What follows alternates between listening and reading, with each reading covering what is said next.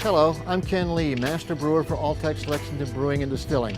I'm here today to talk to you about our series of specialty Bourbon Barrel aged beers. Kentucky Bourbon Barrel Blackberry Porter. This traditional porter is brewed using the state fruit of Kentucky, blackberries.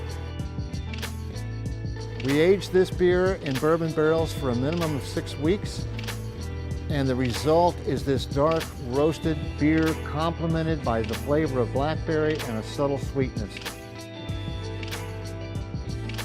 8.3% alcohol by volume.